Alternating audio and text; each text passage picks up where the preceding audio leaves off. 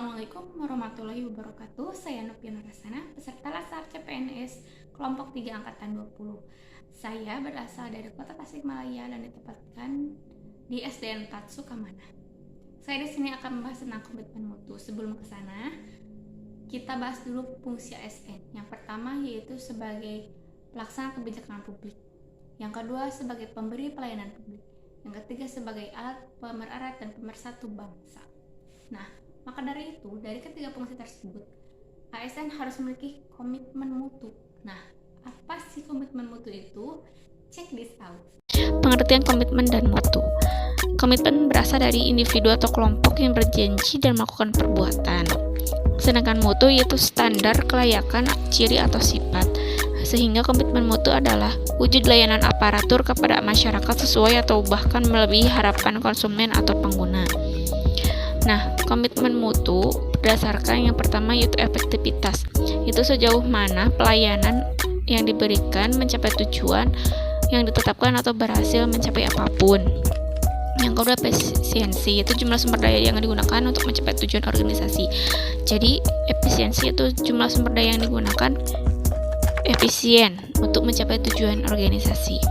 Inovasi yaitu dapat beradaptasi terhadap perubahan-perubahan baik di pasar, teknologi, dan persaingan.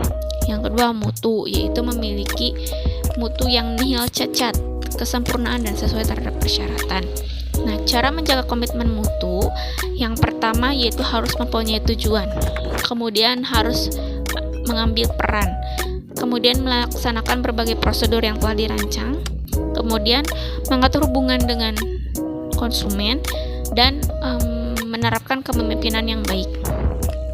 Nah, adapun nilai dasar komitmen mutu yang pertama yaitu komitmen pada kepuasan. Jadi, layanan yang kita berikan harus berkomitmen atas kepuasan para pelanggan kita atau para masyarakat yang kita layani. Dan pelayanan yang harus diberikan oleh kita yang kedua yaitu cepat, tepat, dan ramah, sehingga para masyarakat yang kita layani merasa puas terhadap layanan yang kita berikan. Yang kedua, melayani dengan hati, tidak dengan gerusak-gerusuk. Harus dengan hati, dengan ikhlas, sabar, dan penuh semangat.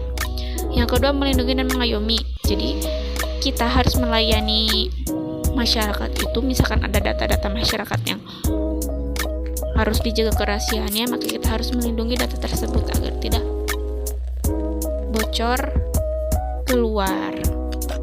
Perbaikan berkelanjutan. Nah, fungsi lain dari komitmen mutu ini yaitu adanya perbaikan berkelanjutan. Jadi, apabila pelayanan kita kurang baik, maka kita dapat memperbaiki. Setelah dari pemaparan tadi, maka komitmen mutu itu merupakan pemberian layanan publik yang adil dan bermutu, sehingga layanan yang kita berikan itu memang layanan yang bermutu dan bermanfaat bagi masyarakat. Nah, kita sebagai ASN harus memberikan layanan itu dengan yang pertama harus berkomitmen pada kepuasan. Artinya kita harus menerapkan kepuasan masyarakat, mementingkan kepuasan masyarakat. Lalu harus cepat, tepat, dan ramah. Artinya kita harus melayani masyarakat yang ramah dan sopan. Lalu melayani dengan sepenuh hati. Artinya kita harus melayani dengan ikhlas dan sabar. Lalu fungsi komitmen mutu yang terakhir itu sebagai pembaruan berkelanjutan. Artinya kita sebagai ASN gunanya komitmen mutu ini untuk mengevaluasi diri kita, apakah layanan yang kita berikan sudah baik atau belum. Jika belum, maka kita harus terus berusaha agar layanan yang kita berikan bermutu dan bermanfaat bagi masyarakat. Sekian pemaparan dari saya. Terima kasih. Wassalamualaikum warahmatullahi wabarakatuh.